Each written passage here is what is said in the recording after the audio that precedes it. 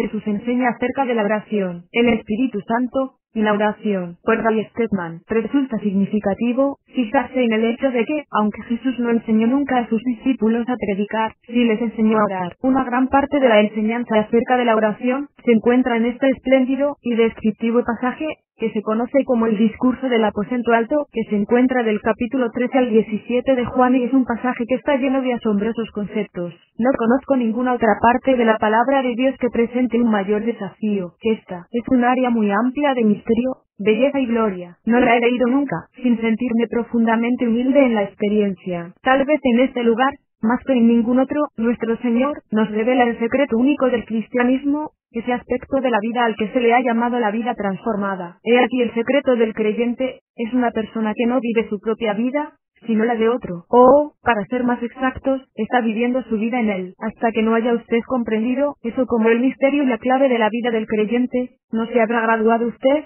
ni habrá pasado del nivel de guardería en la vida cristiana. Ha llegado el momento de relacionar, en nuestro estudio acerca de la oración, el tema del espectro total de la vida cristiana. No hay pasaje que lo haga de un modo más efectivo que el pasaje que tenemos ante nosotros. En los versículos 12 a 17, se mencionan 3 revelaciones acerca de la vida de Jesús el Mesías obrando en nosotros. En el versículo 12 nos enteramos de que el carácter de la obra cristiana es una actividad prestada. En los versículos 13 y 14 nos encontraremos con que el fundamento de la oración del creyente es una autoridad prestada. Y en los versículos 15 a 17 se nos revela que el secreto de la vida cristiana es una deidad prestada. Esta es la realidad de una vida transformada. Ese es el programa para este estudio, de modo que vamos a examinarlo detalladamente. En el versículo 12, el carácter de la obra cristiana es la actividad prestada. Jesús dice: de cierto os digo, que el que cree en mí, él también hará las obras que yo hago, y mayores que estas hará, porque yo voy al Padre. Juan 14:12. Cada una de las divisiones de este pasaje contiene una promesa asombrosa, con una tremenda posibilidad y relacionada con ella está una afirmación que tiene una condición que la limita, o la restringe. Con frecuencia al leer estos importantes pasajes de las Escrituras, o bien nos sentimos tan deslumbrados por la promesa que hacemos caso omiso de la condición, o nos sentimos tan asustados por ella que prestamos poca atención a la promesa, pero es necesario que nos tomemos muy en serio ambos aspectos de lo que ha dicho el Señor. Tal vez nuestro mayor problema es que sentimos una admiración reverente frente a estas promesas, de modo que no hacemos caso de esta condición. Hay un pequeño letrero que ocasionalmente encontramos en las oficinas, y dice: cuando todo falla, siga las instrucciones. A veces, cuando intentamos apropiarnos de una promesa de Dios, y da la impresión de que no funciona, la razón es que no hemos seguido las instrucciones. Por ello, una afirmación condicionante es siempre el camino hacia la realización. La promesa está perfectamente clara en el versículo 12. Jesús dijo: de cierto os digo, que el que cree en mí, él también hará las obras que yo hago, y mayores que estas harán. Eso nos asusta, o nos deja asombrados, porque es teóricamente aceptable, pero es prácticamente increíble, de modo que nos negamos a aceptarlo como un valor nominal. Nos preguntamos si no habrá truco en alguna parte y nos decimos a nosotros mismos que tiene que tener truco, porque está Jesús, diciendo, realmente que los cristianos de hoy en día en este siglo XX, no solo pueden hacer las obras que él hizo sino incluso mayores. ¿Eso es lo que está diciendo? La promesa es tan asombrosa que inmediatamente intentamos suavizarla. Nos decimos a nosotros mismos: ¿puede esto ser cierto de mí? Después de todo, yo no soy Jesús el Mesías y por lo tanto, no se puede esperar que yo consiga lo que consiguió él. El que cree en mí, él también hará las obras que yo hago, y mayores que estas harán. Aquí es donde tenemos que prestar mucha atención a lo que está diciendo exactamente, porque Jesús no está diciendo en este caso que un creyente sincero y consagrado pueda en 1964 llevar a cabo de hecho, en su sinceridad y su esfuerzo religioso sincero, lo que hizo Jesús en el primer siglo, y mucho menos que haga obras mayores que las que él hizo. No está diciendo que los hombres y mujeres creyentes consagrados van realmente a trascender lo que él ha realizado como el Hijo de Dios encarnado entre los hombres, pero lo que sí está diciendo es que, como Mesías resucitado, realizará, por medio de nosotros, mayores obras que las que hizo por medio del Mesías encarnado, que vivió entre los hombres. De esto es la diferencia. Fíjese bien en lo que está relacionado con este hecho, porque yo voy al Padre. ¿Qué es lo que quiere decir con estas palabras? Fue el hecho de que fuese al Padre lo que liberó todo el potencial de la deidad en relación con las vidas y los asuntos de los hombres. Mientras estuvo aquí en la tierra, la plenitud de Dios estuvo al alcance del hombre, solo en un cuerpo humano, el de Jesús. Por medio de la fuerza y la vida del Padre, que moraba en él, pudo llevar a cabo todas las obras ante las que nos maravillamos al leer la historia de su vida, pero lo que está diciendo ahora es, que por medio del Mesías resucitado y habiendo ascendido al trono o al Padre, él mismo hará por medio de nosotros, de acuerdo a nuestra personalidad y la actividad que desempeñemos en esta vida, mayores obras hoy de las que hizo en los días que estuvo en la carne. Eso es lo que está diciendo realmente. Es bastante sorprendente darse cuenta de que la obra del Mesías encarnado, es decir, Jesús de Nazaret, obrando y caminando entre los hombres, fue, al final, aparentemente un fracaso total y absoluto. Aquellos milagros que realizó, aquellas cosas tan extraordinarias como pueda ser el que levantase a los hombres de entre los muertos, el que sanase a los enfermos, que le devolviese la vista a los ciegos, que liberase a los hombres, a las mujeres y a los niños de la opresión o de los demonios, que tocase con su mano una mano seca de un hombre que, de inmediato fue sanada y volvió a tener vida. Leemos acerca de las impresionantes palabras que salieron de sus labios, el sermón del monte, las parábolas junto al mar, las cosas tan misteriosas, maravillosas y urgentes que dijo, y no nos sorprendemos de que de las multitudes le siguiesen, acosándole, siguiéndole incluso cuando él se retiraba a descansar, insistiendo en su ministerio, de manera que la noticia corrió como la pólvora por toda la tierra de Israel de que se había levantado una vez más un profeta en Israel. Los hombres abandonaban su trabajo y sus ciudades, sus actividades habituales en la vida, para acudir a escuchar lo que él tenía que decir, siguiéndole hora tras hora. Ese fue el principio, pero al llegar al final donde estaban las multitudes, hacía ya bastante tiempo que habían comenzado a disminuir. Desde entonces muchos de sus discípulos volvieron atrás, y ya no andaban con él. Juan 6:66, nos dicen los escritores de los evangelios. Muchas de las profundas cosas que había dicho habían producido ya una separación entre los débiles y los fuertes. Muchos se habían marchado y se habían negado a continuar siguiéndole. Para cuando llegó la última semana, el número real de los discípulos se había reducido comparativamente, quedando reducido a un puñado e incluso estos, a la hora de su captura y de comparecer ante Pilato, le abandonaron y huyeron. Le abandonaron en la hora de su necesidad. No había más que una pequeña banda formada por un hombre y 3 o 4 mujeres, que se reunieron alrededor de la cruz. Eso fue todo cuanto tuvo el Mesías encarnado como prueba de su maravilloso ministerio en el poder del Espíritu, que había manifestado entre los hombres. Un fracaso total. Ese es el valor de las obras que hizo. Ahora puede usted darse cuenta de lo que quiso decir con sus palabras, y mayores que estas hará, porque yo voy al Padre. Su ministerio entre los hombres, como hombre, fue un fracaso, pues no permaneció, ni tuvo efectos duraderos. Aquellos que habían acudido, atraídos por lo que vieron, se esfumaron entre las sombras cuando comenzó a aumentar la persecución. Nadie se quedó con él, pero existe una significativa promesa pronunciada en el discurso del aposento alto que dirigió a sus discípulos. En Juan 15:16 les dice, vosotros no me elegisteis a mí, más bien, yo os elegí a vosotros para que llevéis fruto, y para que vuestro fruto permanezca. Su fruto debe permanecer porque lo que haga usted mediante el poder del Espíritu, no desaparecerá. Aquellas personas a las que gane usted a Jesús, el Mesías, aquellos que son atraídos gracias al ministerio que realice, usted permanecerán, y esta causa florecerá en la tierra, y se extenderá por todo lugar, hasta que todas las naciones oigan la palabra, y de toda tribu y nación de la tierra salga, por fin, el fruto que permanezca. Eso es lo que él quiere decir, y mayores que estas hará, porque yo voy al Padre. Es su obra en nosotros. Este fin de semana estuve en Newport Beach hablando, en el desayuno para alcaldes, que tuvo lugar en el Club Balboa Bay, en un espléndido ambiente, con yates y barcas de placer, ancladas justo al lado de la ventana. Era una gran tentación estar allí. En el desayuno, se habían reunido unos 200 hombres de la región, muchos de los cuales no eran creyentes, y con nosotros estaban además los alcaldes de Laguna Beach, Newport Beach y Costa Mesa. Estaba presente Norman Nelson, que cantó con una voz maravillosa. Una vez que acabó de cantar, cuán grande es el día, uno de los alcaldes, secándose las lágrimas de los ojos. Dios se movió de una manera visible en esa reunión, y, cuando acabó pude oír a 2 hombres charlando sobre la reunión. Un hombre, que era evidentemente creyente, le dijo al otro, ¿sabes una cosa? Creo que Dios se ha sentido complacido con lo que ha sucedido aquí esta mañana. En lo que el otro le contestó, más le vale, porque ha sido él quien lo ha hecho. Me dio la impresión de que esas palabras expresaban exactamente lo que quiso decir Jesús aquí. La verdadera obra del creyente es una actividad prestada, no es nunca su propia obra, y si alguna vez considera que lo es, acaba con toda posibilidad de éxito, saboteando la obra del Espíritu Santo. Sin embargo, hay una condición al respecto y no olvide que se lo advertí. Estas grandes promesas están unidas a una condición que las limita y sin que se cumpla la condición la promesa no será nunca una realidad. ¿Cuál es?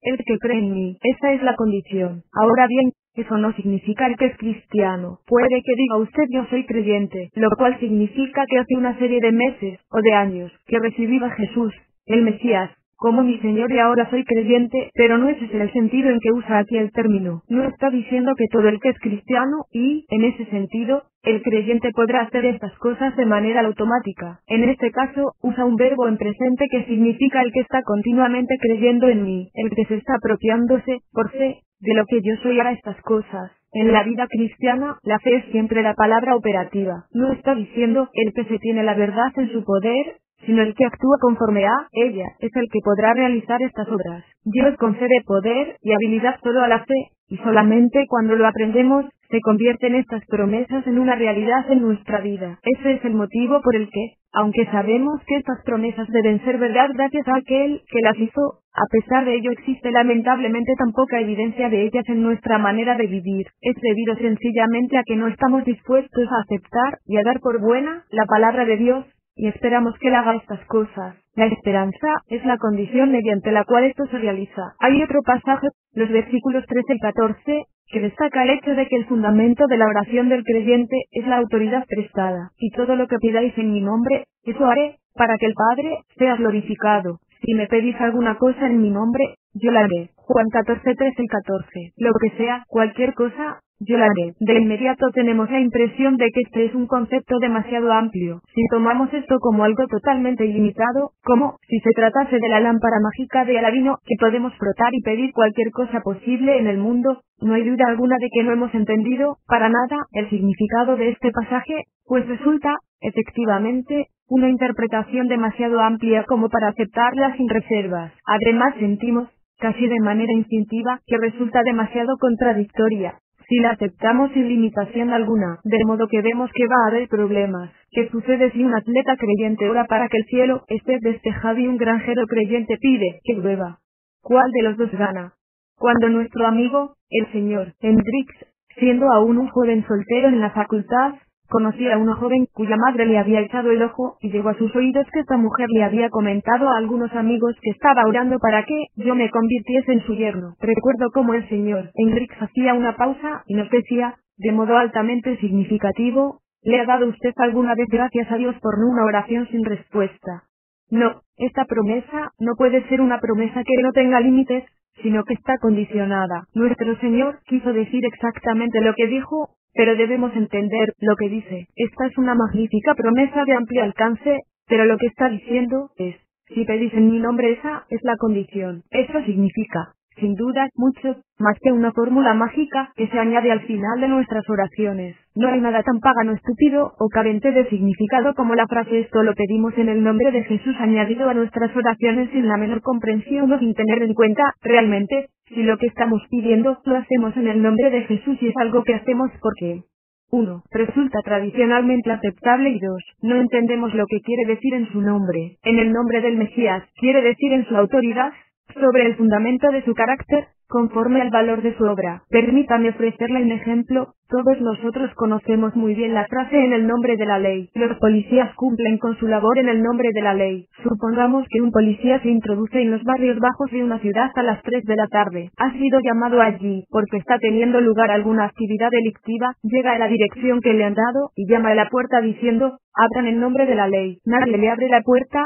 de modo que después de volver a llamar y de pedir que le abran en nombre de la ley, sin que nadie le responda todavía, tira la puerta abajo, entra y hace un arresto. Ahora bien, digamos que esa misma noche a las 10, el mismo policía está borracho, se encuentra en un sector residencial y por algún motivo propio, en su estupor alcohólico, sube dificultosamente los escalones de una casa, llama a la puerta y dice, abran en el nombre de la ley. Los que están en el interior escuchan su voz engolada, se dan cuenta de que es un policía borracho y se niegan a abrirle la puerta, de modo que el policía la echa abajo, y cuando lo hace, se ve arrestado y encarcelado él mismo. ¿Por qué?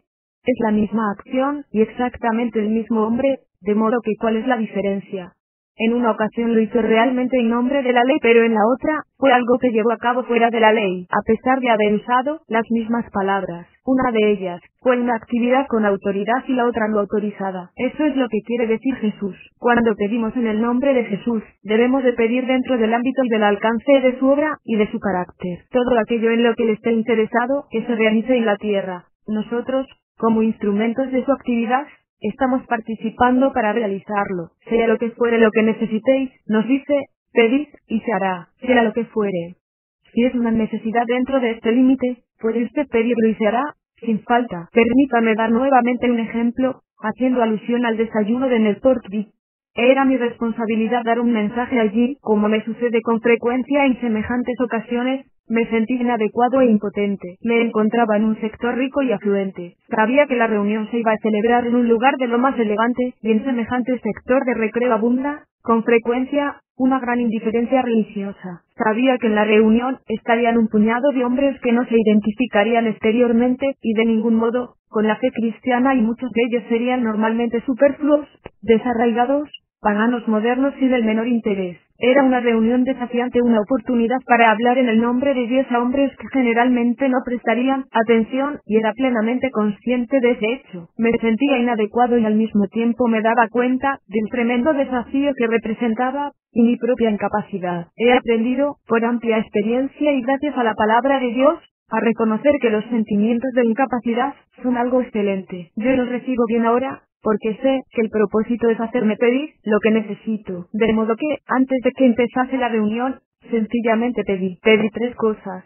1. Pedí que lo que yo dijese resultase importante, y que abordase la situación en que estas personas se encontraban. 2. En segundo lugar, que fuese desafiante, que fuese capaz de decir algo que despertase a estos hombres. Y 3. En tercer lugar, que fuese poderoso, que su efecto no fuese insignificante, que no fuese ligeramente dejado a un lado, sino que diese en el blanco, y llegase con poder al corazón. Lo que dije no fue ni algo sumamente inteligente ni profundo, fue muy sencillo. Me limité a intentar llamar la atención a la revolución moral que actualmente está tan extendida por los Estados Unidos y al hecho de que está corroyendo nuestra vida nacional y destruyendo el fundamento mismo de nuestro gobierno, algo que se lee y se escucha actualmente por todas partes. Intenté enfatizar algo del vacío moral de una vida así, de lo hueca, superflua e insignificante que parece ser, y cuál es la respuesta cristiana. Inmediatamente después de la reunión, 2 jefes de policía, que habían venido de las ciudades de Newport Beach y Costa Mesa, se acercaron a mí, visiblemente conmovidos, me estrecharon la mano, y me dijeron: sabemos a lo que se refiere usted. Es la primera vez que hemos oído algo que parece sugerir una respuesta. Es lo que necesitamos con desesperación en esta región. Y uno de los alcaldes que, antes de la reunión, había insistido con cierta aspereza en que no estaba dispuesto a participar en la reunión, al final se ofreció voluntariamente a levantarse y decir que esto era algo que tenía la impresión de que había puesto de manifiesto la urgente necesidad de esa región y esperaba que este se convirtiese en un acontecimiento anual. Dio la bienvenida a nuestro equipo y le pidió que regresase a la semana siguiente para que celebrasen reuniones de desayunos por toda la región. ¿Cuál es la explicación de esto?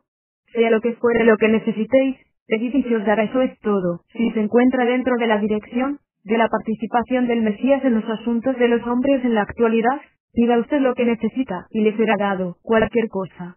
Si pedís cualquier cosa en mi nombre, lo haré. Pasemos rápidamente a este último pasaje, al hecho de que el secreto de la vida cristiana es la deidad prestada. Jesús dijo: si me amáis, guardaréis mis mandamientos, y yo rogaré al Padre, y os dará otro Consolador, para que esté con vosotros para siempre. Este es el Espíritu de verdad, a quien el mundo no puede recibir porque no lo ve, ni lo conoce. Vosotros lo conocéis, porque permanece con vosotros y está en vosotros. Juan 14:15-17. ¿Qué promesa tan extraordinaria es esta?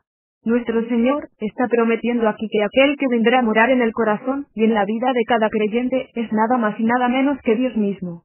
El que viene es la tercera persona de la Trinidad, que nos suple toda la plenitud de Dios para que seáis llenos de toda la plenitud de Dios. Efesios 3:19, es la oración que hace Pablo por nosotros, que mediante la posesión del Espíritu Santo, podamos entender y ser conscientes de que el que viene a morar en nuestro interior, es Dios mismo. Los nombres que usa aquí sugieren la riqueza de esta promesa. Él nos dice que será otro consejero, aunque a mí, personalmente, me gusta más la antigua traducción. La palabra es consolador, pero debemos entenderla en su significado original, que procede de la palabra fortis, es decir, fortalecer, y como quiere decir con, es alguien que está junto a nosotros y nos va a fortalecer. Eso es lo que es un consolador, uno que nos fortalece. Mediante esta palabra, Jesús está diciendo que el que iba a venir es aquel que posee en su interior la plenitud del poder, toda la fortaleza que pudiésemos necesitar, y eso es lo primero. A continuación se le llama el Espíritu de verdad, y esa es una afirmación maravillosa. ¿No siente usted, en ocasiones, verdaderos deseos de escuchar la verdad? En este mundo confuso, esta edad en la que vivimos y que nos deja perplejos, no hay momentos en los que usted desea casi físicamente que, de algún modo, aparezca alguien, en alguna parte, que nos pueda decir la verdad. Pues ese es exactamente aquel, el Espíritu de verdad, el que revela lo que es cierto, el que expone el error, el que disipa las dudas, y hace que nos enfrentemos cara a cara con las cosas tal y como son en la vida. Leí en una ocasión un maravilloso testimonio del Dr. Emile Caillet respecto a su descubrimiento de la Biblia. Siendo un joven agnóstico, a la edad de 21 años no había visto nunca una Biblia, y fue años después, estando casado, cuando alguien le dio por primera vez una Biblia. Comenzó a leerla, y descubrió que aquella era la respuesta a su búsqueda de toda una vida de lo que él llama un libro que me entiende. Al leerla, descubrió que era, efectivamente, ese libro, porque en él se revelaba aquel que le entendía. Su testimonio es una experiencia de toda una vida que ha dedicado a profundizar cada vez más en las maravillas de un libro que le entendía, porque le fue revelado por el Espíritu de Dios, que es el que nos entiende a nosotros. Y fíjese en que este privilegio es exclusivamente para el creyente. Solo el creyente puede ser guiado por el Espíritu de Dios a la naturaleza de la realidad, a la verdad. Jesús dijo, este es el Espíritu de verdad, a quien el mundo no puede recibir porque no lo ve, ni lo conoce, que es exclusivamente para el que tiene fe. El mundo no podrá nunca ver la realidad, nunca. Siempre que los hombres sigan siendo mundanos, permanecerán ciegos a la naturaleza elemental de las cosas. No las entenderán nunca, porque el hombre es al mismo tiempo el espécimen que ha de ser examinado y el examinador, y el problema es que el error que comete el examinador afecta al examen. El hombre razona continuamente siguiendo un círculo vicioso de incredulidad, que le impide descubrir la realidad vital, pero cuando el Espíritu de verdad viene, quita los velos y disuelve las brumas. Poco a poco, de manera gradual, empezamos a entender quiénes y qué somos y por qué somos lo que somos y por qué otros son lo que son y lo que es este mundo, a dónde va y cuál será su fin. El Espíritu de verdad, no hay nada más magníficamente bíblico que esta habilidad para ver claramente la verdad. Pero ahora llegamos a la condición, porque el hecho brutal es que, aunque todo creyente auténtico posee el Espíritu de verdad, miles caminan en tinieblas y no entienden más acerca de sí mismos que la mayoría de los paganos que les rodean. Aunque el Espíritu está a nuestro alcance, seguimos tan engañados y ciegos como cualquier mundano que vive junto a nosotros. Aunque poseemos el potencial del que Él no dispone, no estamos llegando al fondo. Puede que nos hayan enseñado con la Biblia, pero no hemos sido enseñados por el Espíritu. ¿Por qué no? Porque Jesús dice, porque permanece con vosotros y está en vosotros, y aquí tenemos una distinción vital. Por favor, no me crucifiquen a un palo por herejía. Sé también como usted que cada uno de los creyentes, al recibir a Jesús, el Mesías, recibe al Espíritu de Dios, y mora en él, que está en nosotros desde el principio mismo, y no necesitamos después orar pidiendo que entre en nuestro interior, porque está allí desde el principio. Desde el punto de vista histórico, era cierto que estos discípulos no habrían de recibir el Espíritu en su interior hasta el día de Pentecostés. Habría habitado con ellos antes, pero iba a estar en su interior a partir del día de Pentecostés. Pero, habiendo dicho todo esto, sigue siendo cierto, como proposición, que aunque el Espíritu de Dios está en su interior, en lo que a usted se refiere, desde el punto de vista empírico, es como si solo hubiese morado con usted, porque usted no se está apropiando de esa vida que mora en su interior, y, a todos los efectos, no está ahí, solo está junto a usted. Esta es la explicación de la prevaleciente debilidad de la vida de los creyentes. La otra noche, durante la reunión de nuestra junta de ancianos, estuvimos discutiendo acerca de este problema. Nos estábamos haciendo la siguiente pregunta a nosotros mismos: ¿a qué es debido que, aunque la verdad está siendo continuamente proclamada en este lugar, por medio de nuestros maestros, en el púlpito, y de muchas otras maneras, sin embargo, en las vidas de mucha de nuestra gente existe una actitud tan superficial y vacía? Hay un reflejo tan tenue de la verdad que escuchan nuestros oídos. ¿A qué es debido esto? ¿Cómo es posible que los creyentes sepan tanto y experimenten tan poco? Nos estábamos debatiendo con este problema, y yo comenté lo inquietante que resulta sentarse con un grupo de personas, y mencionar alguna gran promesa de las Escrituras, o de la vida como creyentes, de las que nos deberíamos apropiar, y ver que todo el mundo menea la cabeza, como si estuviesen de acuerdo con ello, y a continuación ver la mirada de asombro en sus ojos, cuando se propone alguna acción concreta al respecto. Se quedan mirando sorprendidos, por el hecho de que pretendemos tomarnos estas palabras en serio y queremos actuar de acuerdo con ellas. Al hablar sobre ello, uno de los jóvenes que estaban con nosotros dijo algo de gran ayuda y percepción. Dijo, ¿sabe una cosa? Creo que sé lo que es. Es algo que he hallado en mi propia vida. Cuando por fin dejo de discutir y empiezo a obedecer al Señor, descubro que todas estas cosas comienzan a funcionar. He descubierto en mi propia experiencia que es posible mantener a Dios alejado, aunque more en mi interior. Y cuando Él está allí fuera, nada funciona, pero cuando yo me someto a su dirección soberana en mi vida, y comienzo a actuar de acuerdo con lo que Él dice, entonces está en mí, y empiezan a suceder cosas. Habría dado de lleno en el blanco. Es precisamente lo que dice Jesús. En usted significa que se encuentra usted bajo el control del Espíritu Santo, y en una actitud de obediencia sumisa a su soberanía totalitaria. Representa el colapso total de toda su rebeldía contra Él. Oh, dirá usted, yo no estoy actuando en rebeldía en contra del Espíritu de Dios. Yo soy creyente, no me rebelo en contra de Él. Permítame que le pregunte, ¿qué clase de vida lleva usted? ¿Es una vida que se centra en Dios, o en usted mismo? Cuando hace usted algo, ¿lo hace con el propósito de complacerse a sí mismo, y para satisfacer sus propios deseos? Si es así, está usted rebelándose en contra del Espíritu de Dios, y el que Él more en su interior, significa el colapso total de toda esa rebeldía, hasta que esté usted dispuesto a decir, Señor Jesús, digas lo que digas, tu palabra es una orden para mí y estoy dispuesto a obedecer. Para el mundo, lo que cuenta, no es la relación que podamos tener con Jesús el Mesías, sino lo mucho que nos parezcamos a Él. Oración. Espíritu Santo, te pedimos que examines nuestros corazones en este día, y nos salve de esta maldita perfidia que es el hablar la verdad, pero no vivir conforme a ella, de ser un eco de la ortodoxia, al mismo tiempo que nos negamos a someternos de maneras prácticas, de vigilar nuestros recursos, y proteger nuestras vidas, negándonos a arriesgarlas por tu causa, y entregándonos a tus propósitos. Señor y Dios, qué hipócritas somos. Guárdanos de esto, para que podamos conocer la plenitud de la gloria de estas promesas cumplidas en nuestras vidas en este tiempo y edad. Lo pedimos en el nombre de Jesús. Amén. Preparado para audio por Francisco Herrera Sanz.